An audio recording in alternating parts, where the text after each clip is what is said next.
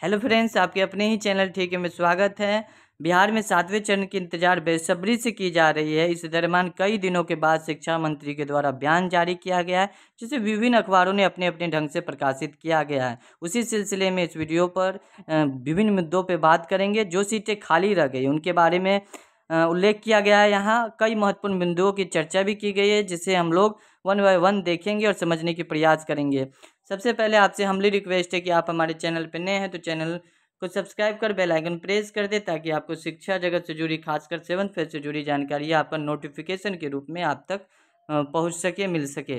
सीधे रुक करते हैं वीडियो की तरफ। आप स्क्रीन पर देख सकते हैं, दैनिक भास्कर का आर्टिकल है। इसमें अच्छे तरीके से समझाया गया है।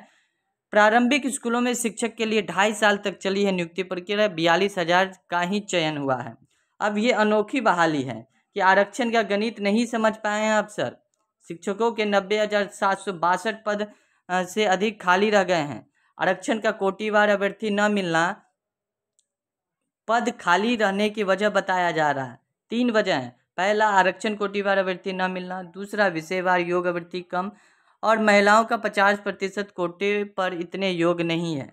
ये जो बोला जा रहा है कि विषयवार योग अभ्यर्थी कम है, कहीं ना कहीं ये दोहरी झूठ है, क्योंकि अभ्यर्थी बेरोजगार घूम रहे हैं, कैपेबिलिटी है उनमें, एबिलिटी है। हर सब्जेक्ट में योग्य अभ्यर्थी बहुत सारे हैं, कोई कमी नहीं है, फिर भी ऐसा कहा जा रहा है। देरी के कारण बताया जा रहा है कि कोरोना, चुनाव, विज्ञापन में खामी, जिसके कारण बार बार कोर्ट में चुनौती दिया गया। वो ब्लाइंड फेडरेशन वाली मामला हो या डिलेड न्यायाधीश के द्वारा मामला है, जिसके कारण कोर्ट में चुनौती दी गई। फिर भर्ती का जो गणित है वो आपको पता है कि 90,762 प्रारंभिक शिक्षकों की भर्ती के लिए सितंबर 2019 में आवेदन आए थे, जिसमें से 63,951 पद 1 से 5 के लिए और 26,811 पद 6 से 8 तक के लिए थे। अब ऐसा क्या करें जो पद खाली नहीं रहे।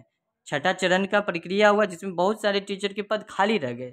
तो बड़े अधिकारियों का कहना है, जैसे शिक्षा विभाग के पूर्व संयुक्त निदेशक एवं यूनिसेफ सलाहकार RS सिंह बोले, जिस विषय में शिक्षक नहीं मिल रहे हैं उनके अभ्यर्थियों के लिए स्पेशल TET हो, साथ ही उन विषयों के अभ्यर्थियों का प्रशिक्षण के लिए भी दाखिला लिया जाए। अगर ऐसा करती है शिक्षा विभाग तो सीटें खाली नहीं रहेगी। रोस्टर क्लियरेंस भी बड़ा पेच रहा है। सम्मान प्रशासन विभाग की गाइडलाइन के अनुसार अधिकतम 50% आरक्षण होना है। यदि 100 सीट है तो वार्ड नंबर 1, 3, 5, 7, 9, 11, 13, 15 आदि अनारक्षित हैं। इसी प्रकार 2, 4, 6, 8, 10, 12, 14 और 16 आदि सीटें आरक्षित वर्गों के लिए। इस हिसाब से अगर किसी जिले में 100 पंचायत इकाई भी कक्षा 1 से 5 तक के लिए 1-1 सीट हैं, तो आरक्षित वर्ग के लिए 1-1 भी सीट नहीं मिलती। इसको देखते हुए जिला को रोस्टर क्लियरेंस के लिए इकाई माना गया। फिर भी किसी पंचायत में BC, किसी में OBC, किसी में SC, किसी में ST के लिए सीट रिजर्व हो सकी। अब यहाँ कहा जा रहा है कि कोरोना महामारी के कारण न्यायिक कई बार लगा कोर्ट स्टे, चुनाव के कारण, विज्ञापन में खामियां के कारण, ये तमाम मुद्दों के कारण क्या हुआ, जो बहाली की प्रक्रिया हुई वो लंबे समय तक खींची चली गई।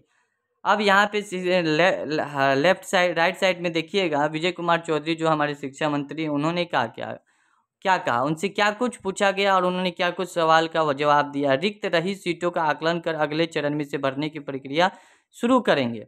अब इनसे पूछा गया कि शिक्षकों के पद क्यों खाली रह रहे हैं, तो उन्होंने जवाब दिया कि प्रारंभिक स्कूलों के लिए 90,762 शिक्षकों के सभी रिक्त पदों को भरने के लिए सरकार ने ईमानदार प्रयास किया।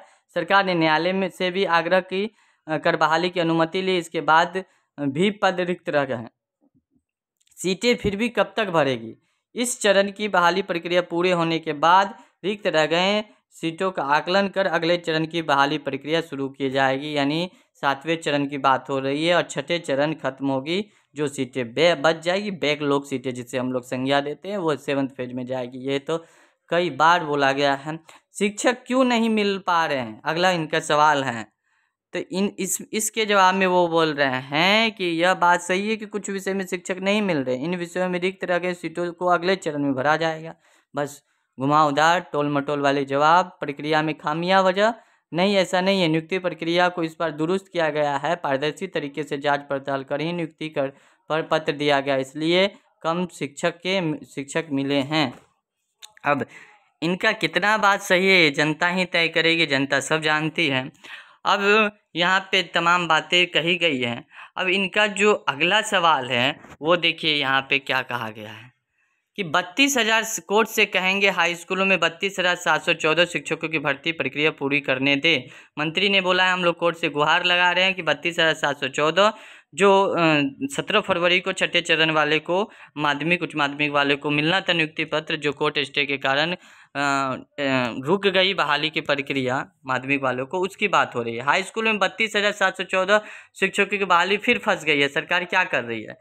हाई स्कूलों में 32,714 शिक्षकों की बहाली प्रक्रिया लगभग पूरी हो चुकी थी। 17 और 18 फरवरी को चयनित को नियुक्ति पत्र दिया जाना था, लेकिन हाई कोर्ट ने रोक लगा दी। न्यायालय ने एसटीटी 2019 के उत्तीर्ण, यानी यहाँ बात हो रही है बीएड वाला 2017-19 वाला 2017-19 वाला केस कर दिया था कि इसमें हम लोगों को भी मौका दिया जाना चाहिए। बाद में कोर्ट ने कहा इन्हें भी अनुमति दी जाए, जिसके कारण कोर्ट स्टे लगा है। अब इसमें शामिल करने के लिए कहा है। इस आदेश से पूरी प्रक्रिया फिर से शुरू करनी पड़ती, इसलिए सरकार ने न्यायालय से आग्रह किया कि छठे चरण की प्रक्रिया पूरी कर लेने दिया जाए, फिर 7वें चरण में बहाली की जाए, जिसमें 17-19 वाले बीएड वाले को शामिल कर लिया जाएगा। हर साल टीईटी एसटीटी होना था, लेकिन पिछले 5 साल से टीईटी नहीं हो सका है। इसका भी जवाब सरकार विधानसभा में भी घुमावदार टाल मटोल के जैसे दिए हैं और यहाँ भी कुछ लिहाजा उनका वही है। 2012 और 2017 में टीटी पास के साथ ही सीटीटी पास अभ्यर्थी प्रारंभिक स्कूलों के लिए अर्हता रखते हैं। साथ ही 2012 के एसटीटी 2019 के एसटीटी में उत्तीर्ण अभ्यर्थियों के 7वें चरण की बहाली में भी मौका मिलेगा, क्योंकि इसकी मान्यता अब 7 साल से बढ़ाकर आजीवन कर दिया है। लेकिन यहाँ इन्होंने क्लियर नहीं किया कि ये बिहार में बीटेड कब करवा रहे हैं, बिहार का टीटी कब करवा रहे हैं, इसका इनके पास कोई जवाब नहीं है। जबकि ये प्रावधान है कि हर साल हर राज्य टीटी करवाएगा, जबकि यूपी टेट हुआ है, राजस्थान में रीट हुआ है। 7वें चरण में कितने शिक्षकों की बहाली होगी और कब से बहाली प्रक्रिया शुरू होगी? छठे चरण की बहाली प्रक्रिया पूर्ण होने के बाद 7वें चरण की सीटों की गणना कर बहाली प्रक्रिया शुरू कर दी जाएगी। तो आप सोच सकते हैं और भली भांति समझ सकते हैं कि छठे चरण जब तक समाप्त नहीं होता है, 7वें चरण का परिकल्पना करना या ये कहना कि शुरू होगी, ये कम से कम खुद को धोखे में डालना होगा। क्या आगामी चरण में जो ट्रेंड नहीं है लेकिन गणित और विज्ञान विषय में उच्च शिक्षा प्राप्त है, उन्हें मौका मिलेगा? नहीं।